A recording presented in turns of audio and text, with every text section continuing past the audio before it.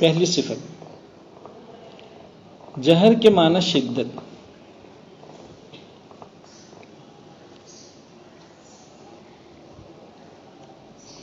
عجیب بات ہے. دیکھیے یہی ہے، شروع سے اگر یاد ہو تو ہم نے مصنف کا ذوق کیا ہے، آپ کا اسلوب کیا ہے، آپ مسائل کو کس طرح بیان فرما رہے ہیں. تو ایک تو اختصار آپ کا اسلوب ہے، اور ایک عام فہم عبارت میں مسائل کو بیان کرنا ہے، خالص فنی زبان میں نہیں. چنانچہ دیکھیے جہر کی تعریف کیا کر رہے ہیں، جہر کے معنی شدت. اصطلاحی لوگ، خاص قرات میں آنے والے لوگ تو جانتے ہیں کہ جہر مستقل ایک حقیقت ہے اور شدت مستقل الگ ایک حقیقت ہے، دونوں الگ الگ چیزیں ہیں. اور آپ تو جہر کا معنی ہی کہہ رہے ہیں شدت. یہ سن میں ہاں. تو آپ حاشیہ دیکھیں، حاشیے میں کیا ہے؟ بچے عربی دوم کے بچے پہلے نمبر کا حاشیہ دیکھیں. اس جگہ شدت سے قوت کے معنی مراد ہیں، سختی کے معنی مراد نہیں ہے. سختی تو مستقل ایک حقیقت ہے، وہ الگ صفت ہے. لہٰذا یہاں کیا مراد ہے؟ قوت. اچھا، آپ نے کیا تعریف یاد کی اب تک جہر کی؟ حروف مجہورہ کو ادا کرتے وقت آواز ان کے مخرج میں ایسی قوت کے ساتھ، یہ ہے قوت. تو جہر کے معنی کیا ہے؟ قوت. جی. جہر کے معنی قوت. اب شدت کا لفظ نہیں کہہ رہا ہوں، یہ بات اس طرح پڑھ رہا ہوں. جہر کے معنی قوت اور زور سے پڑھنے کے ہیں. ہو گیا؟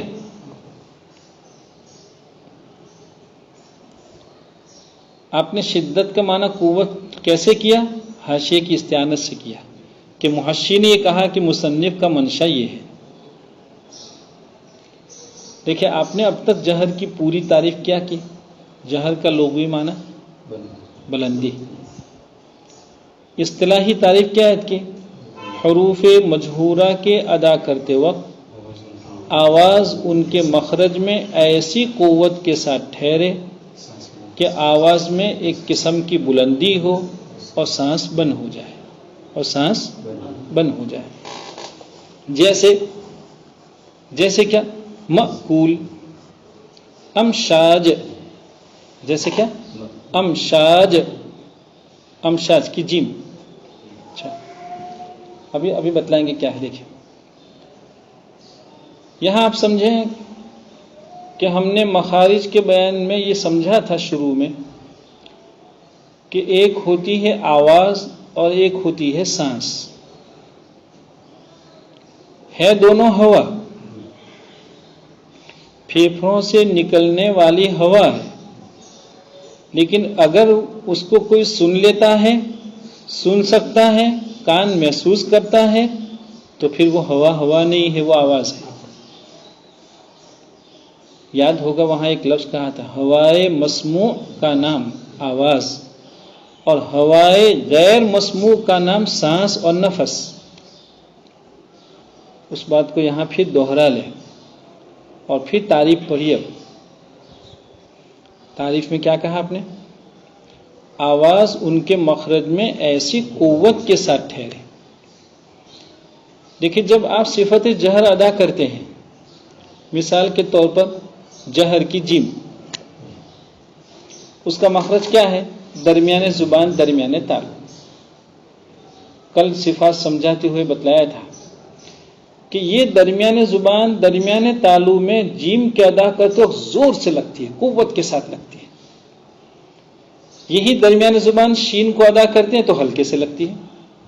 خیر ابھی تو ہمیں جہر سمجھنا ہے. تو جہر کو ادا کرتے ہوئے درمیان زبان، درمیان تالو میں زور سے لگی ہے. ہو گیا؟ زور سے لگنے کو ہم محسوسات میں سمجھاتے ہیں. سمجھیے آپ کے پاس پانی سے بھرا ایک بوتل ہے، پانی سے بھرا ہوا ایک بوتل ہے. اس کا جو ڈاٹ ہوتا ہے، ٹاپ ہوتا ہے، گجرات میں نے بوجھ کے بھائی، انگریزی میں ٹاپ کہتے ہیں. تو یہ جو ٹاپ ہوتا ہے اس کو بند کرنے کے دو طریقے ہیں. ایک تو کوئی ہاسپٹل میں رہا بیمار برسوں کا شخص اس کو بند کرے گا تو کچھ بند ہوا کچھ نہیں ہوا، اور ایک مضبوط آدمی بند کرے گا. معلوم ہوا اس کے دانت کو بند کرنے کے دو طریقے ہیں. یا تو ذوف کے ساتھ بند کرے گا، اب جب بند کرے گا اور بوٹل کو اندیلے گا تو اس میں سے پانی رسے گا. پانی کیا ہوگا؟ اس میں سے رستا ہے، لیک ہوتا ہے.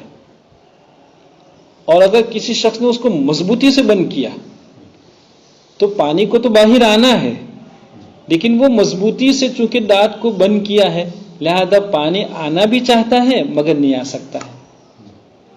بالکل یہی بات ہے. دیکھو جیم ادا کر رہے ہیں تو درمیان زبان درمیان تالو میں صفت جہر کی وجہ سے قوت کے ساتھ لگی تو کیا ہوا؟ آپ نے اس کا پھر آگے کیا کہا کہ سانس بند ہو جائے. کیا ہوا؟ کیا مانا سانس بند ہو جائے؟ اندر سے پھیپھڑوں سے جو ہوا آ رہی تھی وہ باہر نکلنا چاہ رہی تھی لیکن اس کا راستہ بند کر دیا کس نے؟ صفت جہر نے. کس نے بند کر دیا؟ کیوں؟ اس لیے کہ صفت جہر نے زبان کو قوت کے ساتھ لگوایا. تو جو ہوا کے آنے کا سلسلہ تھا، پھیپھڑوں سے ہوا جو باہر آ رہی تھی اس کا راستہ اس نے بند کر دیا. تو آپ تعریف میں کہتے ہیں کہ سانس بند ہو جائے. آپ جہر کی تعریف میں ایسا کہتے ہیں کہ سانس بند ہو جائے. دیکھو یہ سانس اس لیے بند ہو جائے.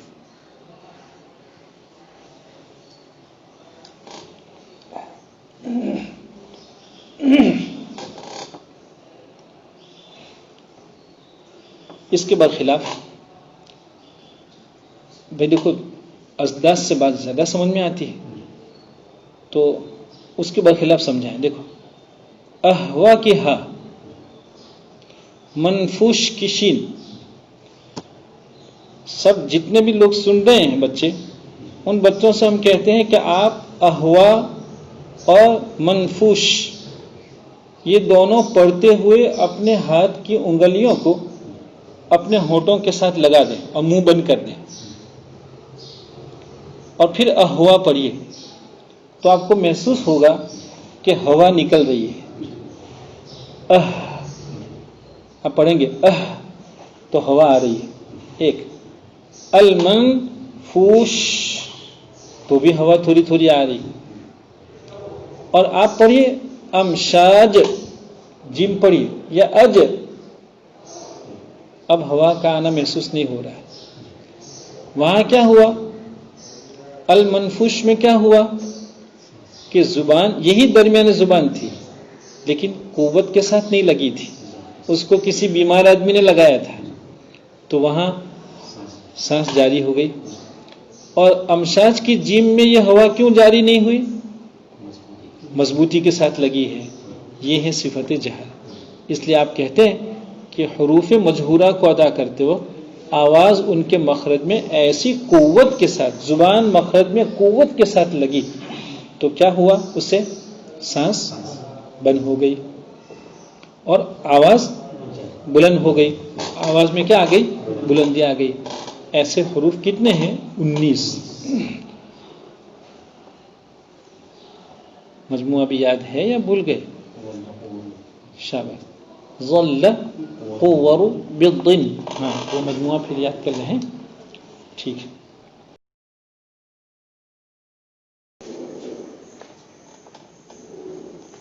صفت ہمس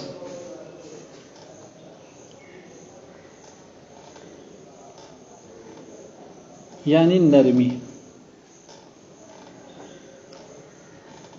بات جملہ تو اوپر سے ہے، اس کی ضد ہمس ہے. تو درمیان میں ہے جو ہے نا اس کا تعلق اوپر سے، اس کی ضد ہمس ہے یعنی نرمی. لیکن آپ دوسرے نمبر کا حاشیہ دیکھیے بچوں، کیا ترجمہ کیا ہے؟ یہاں نرمی سے مراد ضعف ہے جو مقابل ہے قوت کا. وہ نرمی مراد نہیں جو سختی کے مقابل ہے، ورنہ ہر حرف محموسہ کا رخوا ہونا لازم آئے گا، ہر حرف محموسہ کا رخوا ہونا لازم آئے گا، حالانکہ کاف اور تا محموسہ شدیدہ ہے۔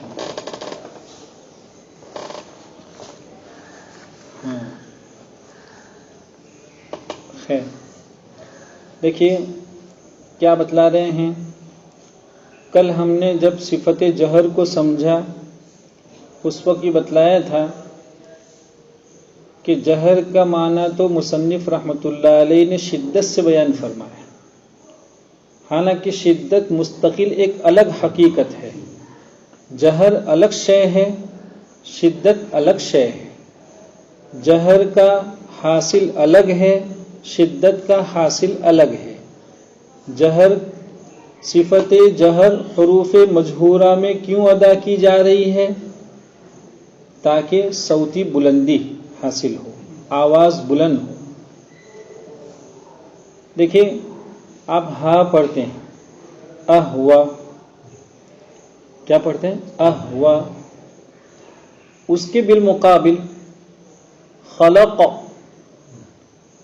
تو اور اق، ظاہر بات ہے کہ قاف کی آواز کان جتنی، دیکھیے آپ پڑھیے واستغفر ہے، کیا واستغفر ہے، اور خلق، تو کیا آپ ہا کی آواز زیادہ سن پا رہے ہیں یا خلق کے قاف کی زیادہ سن پا رہے ہیں؟ ظاہر بات ہے خلق کے قاف کی آواز وقفاً جتنی مسموع ہوتی ہے، جتنا زور ہوتی ہے، اتنی زور ہا کی آواز نہیں۔ کیوں ایسا؟ ایک میں جہر ہے اور ایک میں ہمس ہے۔ معلوم ہوا جہر ادا کرانے کا منشا صوتی بلندی ہے، آواز کو بلند کرانا ہے۔ تو جہر یہ ایک الگ چیز ہے۔ شدت کا منشا کیا تھا؟ آواز میں سختی لانا تھا، آواز میں سختی لانا تھا، وہاں آواز کی بلندی مقصود نہیں ہے۔ معلوم ہوا دونوں صفتوں کا منشا مقصد الگ الگ ہے، دونوں الگ الگ شے ہے، الگ الگ حقیقتیں ہیں دونوں، مگر ہمارے مصنف رحمۃ اللہ علیہ نے جہر کا مفہوم بیان کرتے ہوئے فرمایا جہر کے معنی شدت۔ اس لیے ہم کل سمجھ رہے تھے کہ مصنف رحمۃ اللہ علیہ نے اصطلاحی انداز میں چونکہ مسائل کو بیان کرنے کا اہتمام نہیں فرمایا ہے، عام عبارتوں میں عام اذہان کا خیال فرماتے ہوئے مسائل کو بیان کر رہے ہیں، بہت سادگی کے ساتھ، جس کو دوسرے لفظوں میں آپ یوں بھی کہہ سکتے ہیں، بہت سادہ انداز میں آپ نے مسائل کو بیان کیا ہے۔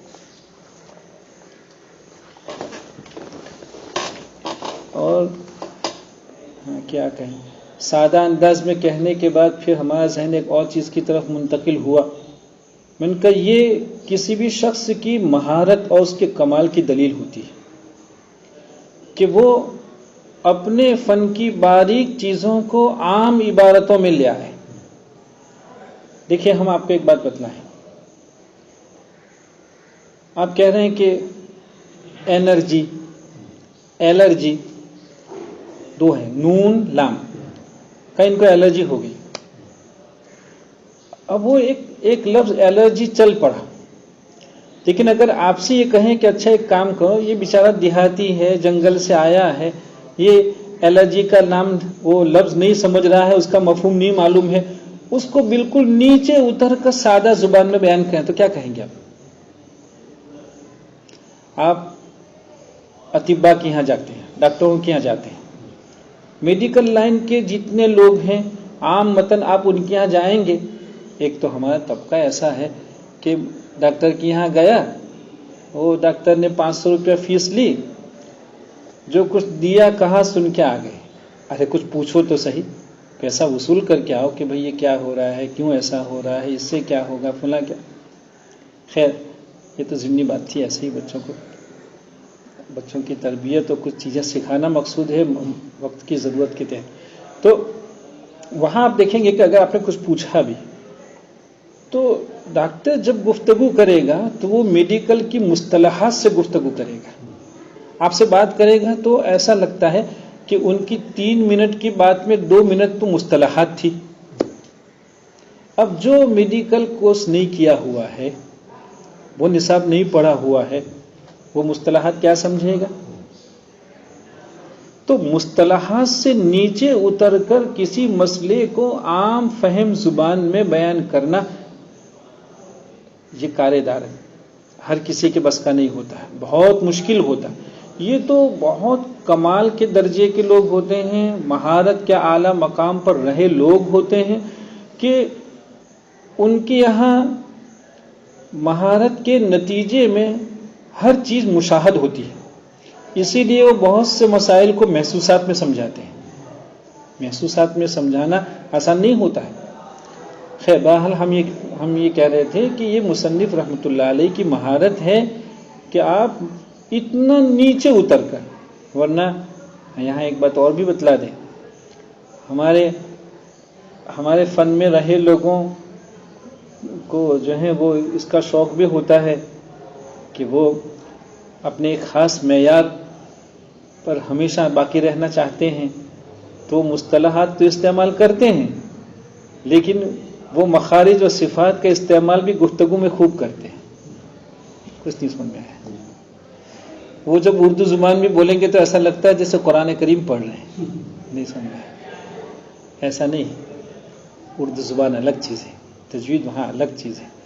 تو ایسے لوگ جو کوئی اتنا اعلیٰ مقام پہ نہیں ہیں، لیکن پھر بھی وہ اپنا ایک، اس کو آج کی اصطلاح میں اس کو کہا جاتا ہے اسٹیٹس. نہیں سمجھ میں آیا. ہر ایک کا ایک مقام ہوتا ہے، سطح ہوتی ہے.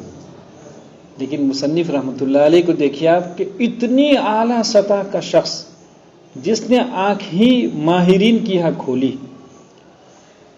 آپ نے فوائد مکیہ کے شروع میں ان کے حالات میں سنا تھا کہ بھئی یہ تو 9 عمری ہی میں چلے گئے تھے، اور 9 عمری ہی میں عربی زبان ان کی یہاں، زبان سیکھنے کی اصل عمر، تلفظ سیکھنے کی اصل عمر تو جو ہے وہ صغر سنی ہے، بچپنا ہے، اس میں وہاں چلے گئے. اور پھر وہاں کیسے کیسے ماہرین کے یہاں آپ کو استفادے کا موقع ملا. تو ایک اتنا اعلیٰ، اور جب کوئی ان کی عقیدہ دیکھتا ہے، ان کی رائیہ کی شرح دیکھتا ہے، اور رائیہ کی شرح عقیدہ اس وقت دیکھے گا جب دوسری شروحات سے وہ تھک جاتا ہے اور کوئی سے مسئلے میں پریشان ہو جاتا ہے، یہاں آتا ہے تو انداز ہوگا کیا مقام تھا ان کا چھوٹی چھوٹی عبارتوں میں.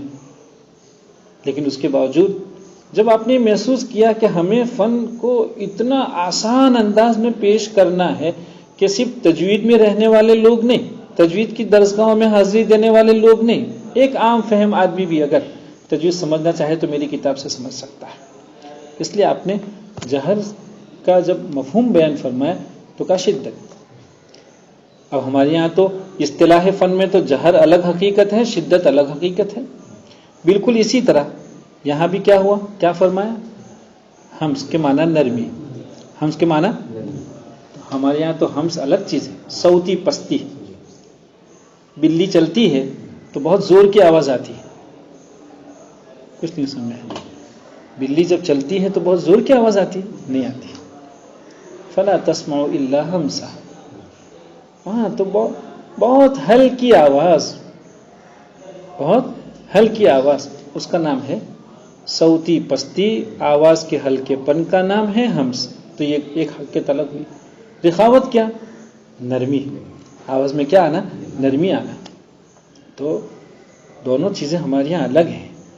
لیکن مصنف رحمۃ اللہ علیہ چونکہ خالص فن میں ڈوب کر فنی عبارتوں کو، فنی مصطلحات کو استعمال کر کے مسئلے کو بیان نہیں فرما رہے ہیں، اس لیے آپ نے ہمس کا مفہوم بھی بیان کر دیا. کس سے؟ نرمی سے. لیکن حاشیہ سمجھے، حاشیے میں ایک بہت قیمتی بات فرمائی.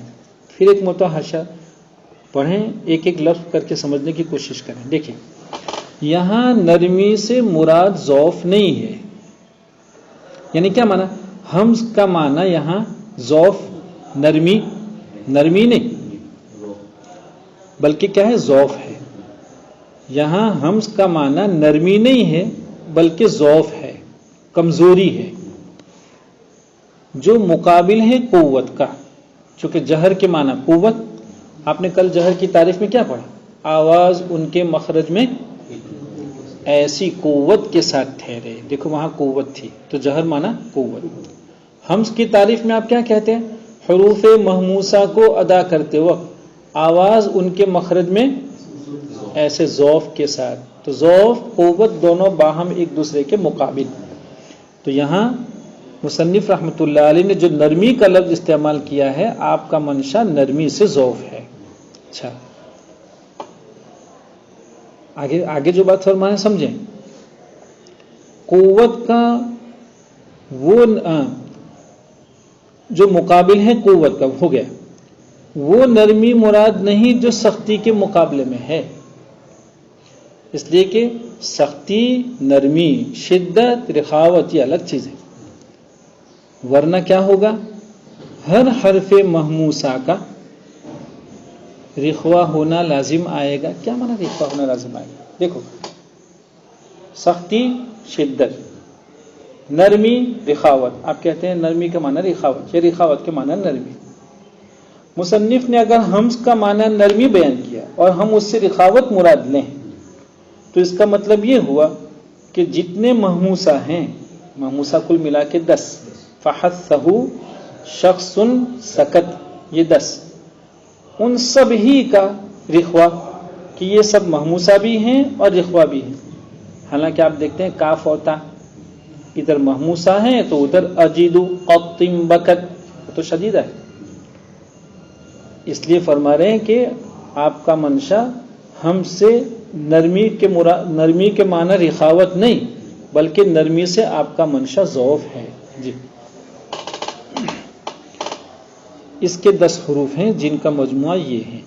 ان حروف کے ماسوا سب مجہورہ ہے. ماسوا کیا معنی؟ 29 میں کے 10 محموسہ اور جو بچے 19 وہ سب کے سب مجہورہ.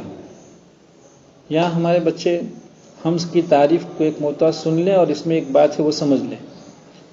حمز کی تعریف میں کیا کہا؟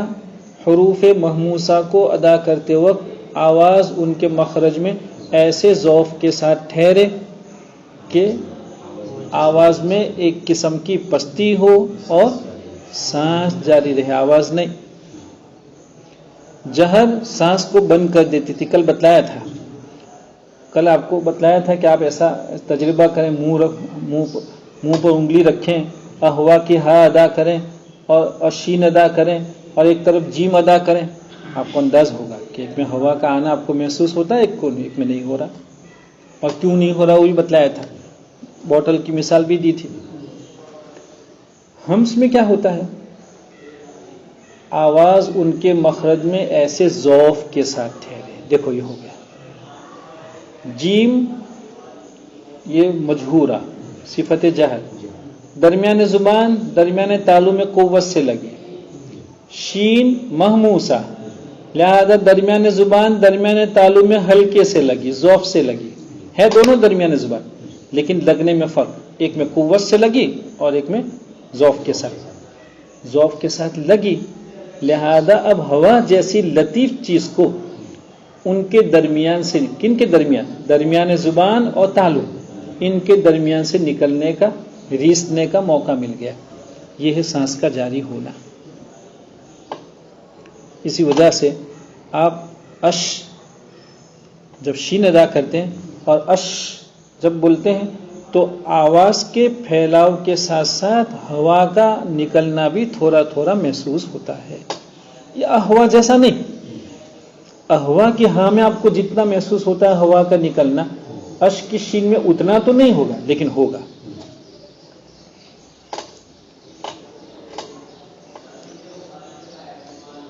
یہاں ہم نے کہا تھا کہ ایک خاص بات سمجھنی ہے، وہ کہ دیکھیے جہر جس کو بند کراتی ہے وہ سانس، ہم جس کو جاری کراتی ہیں وہ بھی سانس. دونوں کا تعلق سانس سے ہے. ایک صفت سانس کو بند کرا دیتی ہے اور ایک صفت سانس کے نکلنے کو جاری کراتی ہے. ہو گیا. لیکن سانس ہے، اور ہم نے مخارج میں بھی سمجھا تھا، صفت کے شروع میں بھی سمجھا کہ آواز کیا ہے، سانس کیا ہے. ہوائے مسموع وہ تو ہے صوت، آواز جو کسی کے کان تک پہنچ جائے، جس کو کوئی سن سکے، اس کا نام تو ہے آواز. اور جس کو سن نہیں پائیں گے اس کا نام کیا ہے؟ نفس، سانس. اب کہیے کہ جہر جس کو بند کراتی ہے وہ سانس، ہمس جس کو جاری کراتی ہے وہ بھی سانس. یہ خاص بات ہے، اس کو ابھی ذہن میں رکھیں. اس کا کیا فائدہ ہوگا بعد میں دیکھیں گے.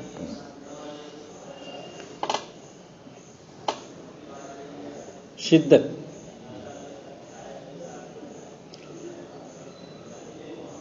شدیدہ کے 8 حروف ہیں جن کا مجموعہ اجید قطم بکت ہے. ان کے سکون کے وقت آواز رک جاتی ہے. وہ جو پوری اصطلاحی تعریف تھی کچھ نہیں کہا. ہم نے تو کیا تعریف پڑھی تھی؟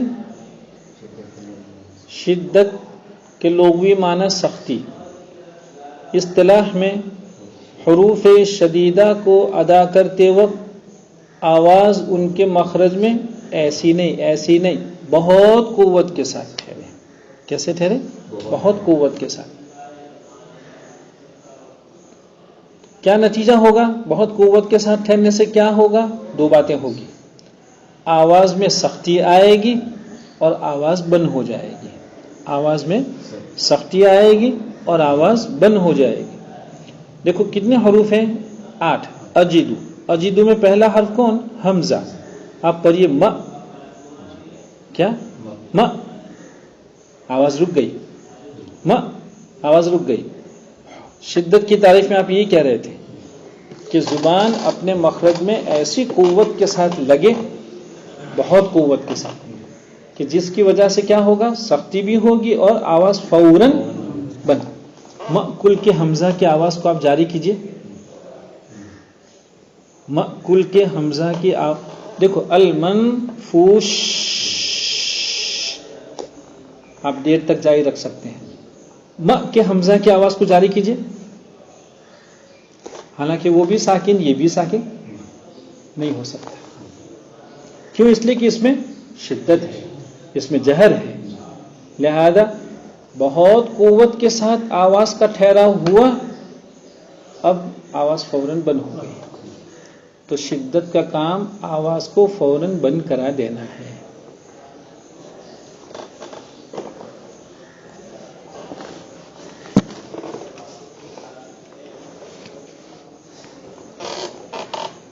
ایک بات تو یہ سمجھیں. نمبر 2 دیکھیے ابھی کیا بتلایا تھا کہ جہر اور ہمس ایک بند کراتی ہے ایک جاری کرواتی ہے، لیکن کس کو؟ سانس کو. اب نیا جوڑا شروع ہوا ہے، شدت رخاوت. اس میں بھی شدت ایک کو بند کراتی ہے، رخاوت اس کو جاری کراتی ہے. لیکن وہ کیا ہے؟ آواز. تو شدت اور رخاوت کا تعلق آواز سے، جہر اور ہمس کا تعلق کس سے؟ سانس سے. 2 باتیں ہو گئی، یہ یاد رکھیں گے. تیسری بات، شدت کی تعریف میں آپ نے کہا آواز ان کے مخرج میں بہت قوت، ایسی قوت نہیں. معلوم ہوا کہ جہر کی تعریف میں آپ کہہ رہے تھے ایسی قوت کے ساتھ، اور شدت میں کہہ رہے ہیں بہت قوت کے ساتھ. فرق ہو گیا. کیا فرق ہوا؟ کہ جہر جتنی قوت لائی تھی، شدت نے اس میں اور کچھ قوت ملا کہ اس میں اضافہ کر دیا. کچھ سمجھ میں آ رہا ہے؟ جہر کی وجہ سے حرفوں میں ایسی قوت کے ساتھ ٹھہرے، لہذا پہلی قوت تو کون لایا؟ جہر. شدت نے کیا کیا؟ بہت قوت. کیا معنی بہت قوت؟ جو جہر کی تھی وہ تو ہے ہی، لیکن اس میں اور اضافہ کر دیا. یوں صفت شدت کی وجہ سے آواز کے اعتماد میں قوت جہر سے کہیں زیادہ ہو گئی. آ گیا سمجھ میں؟ کیا ایسا ہو سکتا ہے کہ آپ یہ کہیں کہ بہت قوت کے ساتھ ٹھہری مگر ایسی قوت کے ساتھ نہیں سمجھ میں آیا. یعنی کیا ایسا ہو سکتا ہے کہ ایک حرف جس میں آپ کہہ رہے ہیں کہ آواز بہت قوت کے ساتھ ٹھہری اور یہ کہیں کہ نہ اس میں قوت نہیں ہے, ابھی بہت قوت ہے, قوت نہیں ہے, نہیں, ایک نفس قوت ہوتی ہے. ایک کیا ہے؟ نفس قوت. نفس قوت تو کون لاتا ہے؟ جہر. اسی قوت کو آگے کون لے جاتا ہے, بڑھاتا کون ہے؟ شدت. لہذا جہر کی قوت تو اس میں موجود ہے ہی ہے, شدت نے آ کے اس میں کیا کیا ہے؟ اضافہ. اچھا, جب یہ بات ہے اب سمجھیے کہ جہر کی قوت اس میں موجود, لہذا جہر وہاں جس کو بند کراتی تھی وہ ہوگی, وہ بھی ہوگا. کون کس کو بند کراتی تھی؟ سانس کو. شدت میں اور اضافہ ہوا تو اس نے ایک اور چیز بند کرا دی اور وہ آواز.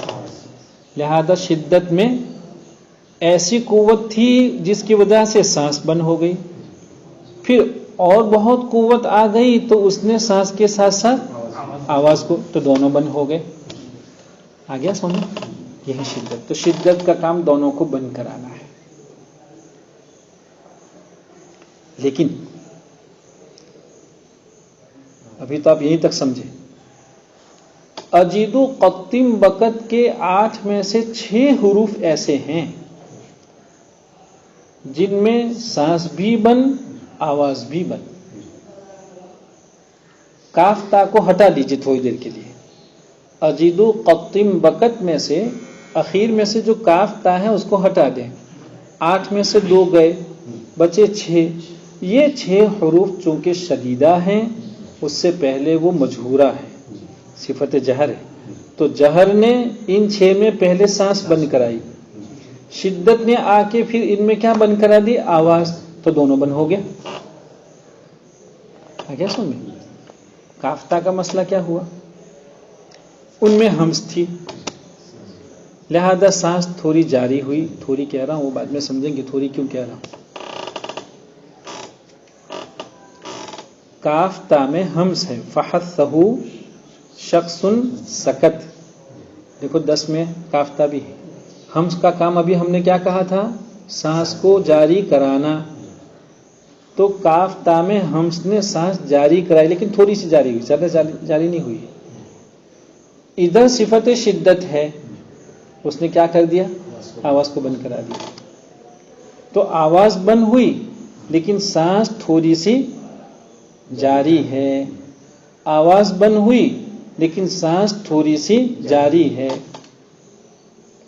کیوں جاری ہے؟ اس لیے کہ اس میں ہمس ہے, اس لیے کہ اس میں ہمس ہے. پھر ایک مرتبہ سمجھا رہا ہوں. کاف تا یہ 2 حرف ایسے ہیں کہ ان میں ایک تو ہمس ہے اور دوسری شدت ہے. شدت کی وجہ سے تو آواز بند, لیکن ہمس ہے تو ہمس کیا کرواتی تھی؟ سانس جاری کرواتی تھی. لہذا کچھ سانس جاری بھی ہوگی.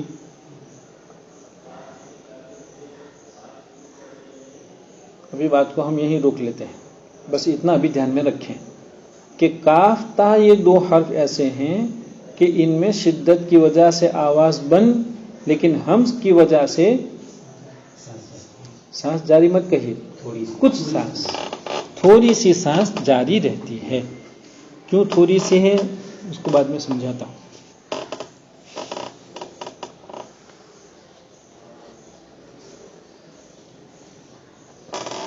ہو گیا. تو شدیدہ 8 حروف تھے, اس کو آپ نے 2 حصوں میں تقسیم کر دیا, جن میں کہ 6 وہ تھے جن میں دونوں بند ہو گیا, آواز بھی بند, سانس بھی بند. بقیہ 2 حرف ایسے ہیں کہ ان میں صرف آواز بند لیکن سانس تھوڑی سی جاری. اب کتاب دیکھیں, چوتھا نمبر 4. دیکھو جو خاص خاص باتیں اس پر نمبر بھی لگا رہا ہوں کہ پہلے نمبر, دوسرا نمبر. کتاب دیکھیے، کتاب کیا کہہ رہی ہے؟ جن کا مجموعہ اجد و قطم بکت ہے ان کے سکون کے وقت، کیا کہا؟ سکون کے وقت آواز رک جاتی ہے، بند ہو جاتی ہے۔ کیا معنی سکون کے وقت؟ یہ حروف جب ساکن ہوں گے تو آواز رک جائے گی۔ جیسے آپ نے کیا مثال دی؟ جیسے مأکل کا حمزہ، جیسے مأکل کا حمزہ۔ لیکن اس عبارت پہ ایک سوال ہوگا نہیں کہ مصنف فرما رہے ہیں کہ شدت کا کام آواز کو بند کر دینا ہے، لیکن یہ بند کب ہوگی؟ سکون کے وقت۔ اس کا مطلب یہ ہوا کہ یہ حروف جب متحرک ہوں گے تو آواز بند نہیں ہوگی تو جاری ہوگی۔ عبارت کا ظاہر تو یہ بتلا رہا ہے۔ کیا کہا عبارت میں؟ کیا کہا؟ ان کے سکون کے وقت آواز رک جاتی ہے، بند ہو جاتی ہے۔ تو کیا متحرک کے وقت آواز بند نہیں ہوتی ہے؟ اگر یہی بات ہے کہ سکون کے وقت آواز بند اور متحرک کے وقت جاری، تو شدت تو لازمہ میں سے ہے۔ شدت کس میں سے ہے؟ لازمہ تو وہ ہیں جو حرف میں ہمیشہ پائی جائے، جو حرف میں لے۔ یہ تو آواز کا رکنا سکون کے وقت پایا گیا اور متحرک کے وقت نہیں پایا گیا، تو یہ کیسے لازمہ جو حرف ساکن ہونے کے وقت پائی گئی اور متحرک ہونے کے وقت نہیں پائی گئی؟ ہم نے تو لازمہ کی تعریف میں کیا پڑھا تھا؟ جو حرف میں ہمیشہ موجود ہو، ہر وقت باقی رہے، ہر وقت پائی جائے۔ اور شدت تو صفت لازمہ ہے۔ جب شدت کا کام آواز کو روک دینا ہے، بند کرا دینا ہے، اور یہ لازمہ ہے، جب شدت کا کام آواز کو روک دینا، بند کرا دینا ہے اور یہ لازمہ ہے، تو آواز تو ہر وقت بند ہو جانی چاہیے، جبکہ کتاب تو کہہ رہی ہے کہ سکون کے وقت بند ہوتی ہے۔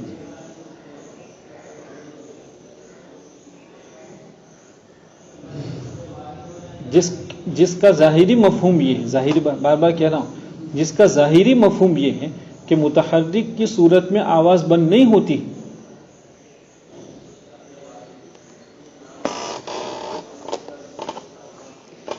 مصنف کا سوال سمجھ میں آیا؟ مصنف پر کیا سوال ہوا کہ مصنف رحمت اللہ علیہ شدت کی تعریف میں فرما رہے ہیں کہ سکون کے وقت آواز رک جاتی ہے۔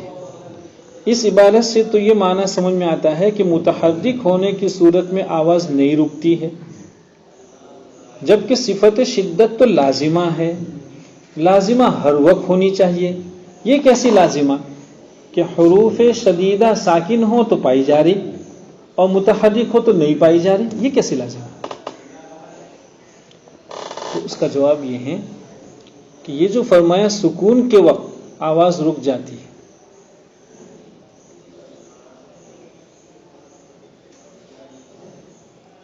سکون کے وقت آواز کا رکنا محسوس ہوتا ہے، سکون کے وقت آواز کا رکنا محسوس ہوتا ہے۔ آپ نے شدت کو سمجھانے کے لیے ابھی ہم نے کیا مثال دی؟ مأکل کی مثال دی۔ کیا مثال دی؟ دیکھو کے حمزہ کی آواز رک گئی، آپ نے سمجھا نہیں کہ رک گئی، آپ کو سب کو محسوس ہو رہا ہے۔ مأکل کا حمزہ چونکہ ساکن ہے، معلوم ہوا آواز کا رکنا ساکن ہونے کے وقت جیسا آپ کو سمجھ میں آ رہا ہے، متحرک ہونے کی صورت میں ایسا سمجھ میں نہیں آئے گا۔ مثلا الحمد، کیا؟ الحمد، اکل، قرأ، نہیں سمجھ میں آئے۔ جب حمزہ متحرک ہے اس وقت تو ہم سمجھ ہی نہیں پا رہے ہیں کہ اس کی آواز رک گئی۔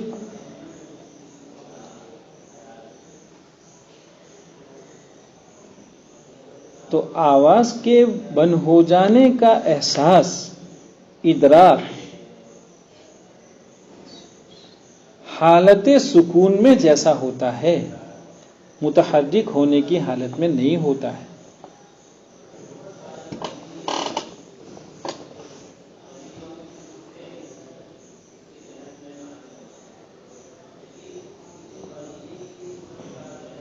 آیا سمجھ میں؟ کیا مثال دی؟ 2 مثالیں لیں گے. مأکل کا حمزہ، الحمد کا حمزہ. مأکل کا اور تو وہاں آواز کا رکنا ہم جس آسانی سے سمجھ لیتے ہیں، الحمد میں تو پتہ ہی نہیں چلتا کہ آواز کب رکی. کیوں ایسا؟ دیکھو، ایک ہے حمزہ، ایک ہے اس کا فتحہ حرکت، اور حرکت بھی ہے آواز. ابھی حمزہ کی آواز کا رکنا ہوا نہیں کہ فوراً آپ فتحہ شروع کر دیے. معلوم ہوا کہ وہاں آواز کے رکنے کو سمجھنے کے لیے آپ کے پاس وقت ہی نہیں ہے، موقع ہی نہیں ہے، ٹائم ہی نہیں مل رہا ہے آپ کو.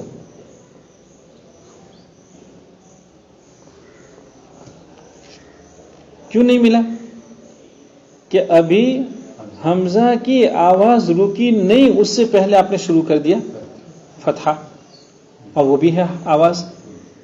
تو حرکت بھی آواز، حرف بھی آواز.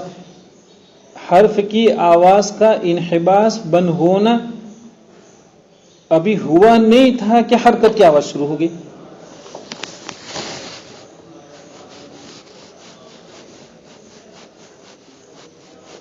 جبکہ مأکل میں کیا ہوا؟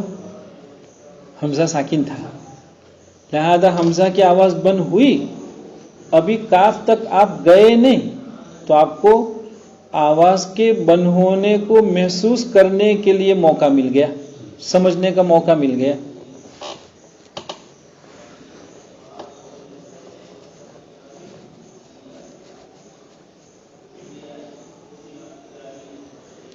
اب سمجھیے، تو نتیجہ کیا ہوا؟ جواب کیا بنا؟ کہ حروف شدیدہ چاہے متحرک ہوں چاہے ساکن ہوں، آواز تو ہر وقت بند ہو جاتی ہے. یہ الگ بات ہے کہ بند ہونے کا احساس جس وضاحت کے ساتھ واضح طور پر مأکل کے حمزہ ساکنہ میں ہو رہا ہے، الحمد کے حمزہ متحرکہ میں نہیں ہو رہا.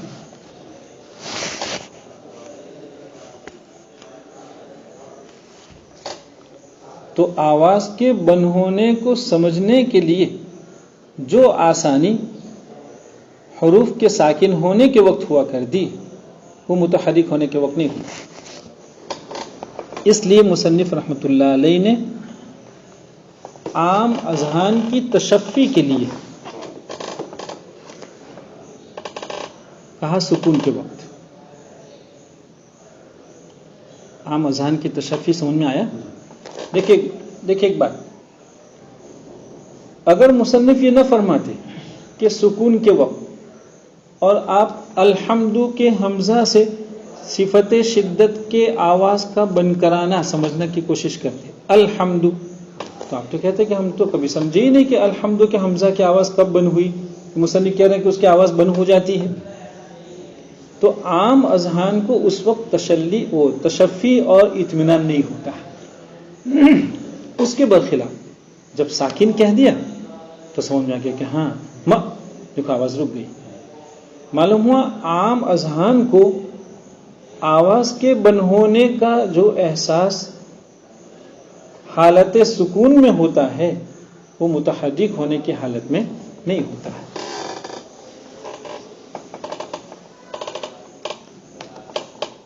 باقی آواز تو ہر وقت رکتی ہے، متحرک ہونے کی حالت میں بھی رکتی ہے اور ساکن ہونے کی حالت میں بھی رکتی ہے.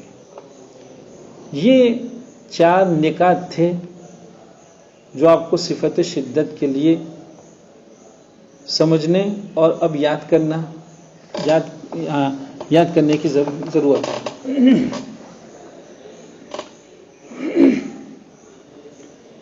ہاں، ایک 5ویں چیز اور سمجھا دیں کہ دیکھیں حروف شدیدہ تو کتنے ہیں؟ 8. لیکن جیسا کہ دیگر صفات میں ہوتا ہے، یہاں بھی 8 میں سب سے زیادہ اعلیٰ درجے کی شدت اور سختی اگر 8 میں سے کسی حرف میں ہے تو حمزہ میں ہے۔ تو شدت تو سب میں ہے، لیکن جس اعلیٰ اور کمال درجے کی حمزہ میں ہے اور کسی میں نہیں۔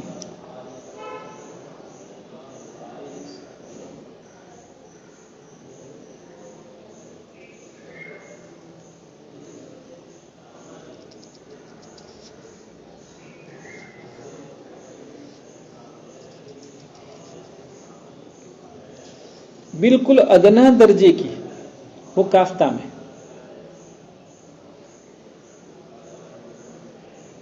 اجد قطم بکت میں اخیر میں کافتہ ہے نہیں، کافتہ میں شدت ادنا درجے کی درجات ہیں، باقی حروف میں متوسط انداز کی۔ ٹھیک ہے، یہ 5 چیزیں یاد رکھیں۔ اب کاف تا سے متعلق انشاءاللہ ایک بات ہے جو کل پھر سمجھائیں گے۔